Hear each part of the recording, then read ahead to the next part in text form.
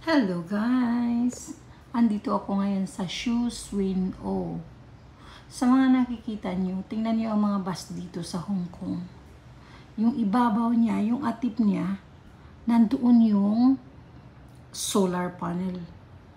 So it means they're saving electricity at saka battery sa bus, di ba?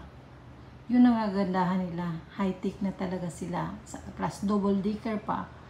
Pero dito sa Hong Kong ganito yun. Kahit short distance o long distance, nakabas ka, naka-aircon ka, fresh na fresh ka magbiyahe, di ka mapapagod sa alikabok.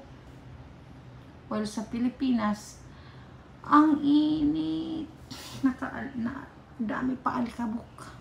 Kaya, malaki talaga ang kaibahan sa kurakot na gobyerno ng Pilipinas at saka sa mga Chinese na takot mangurakot.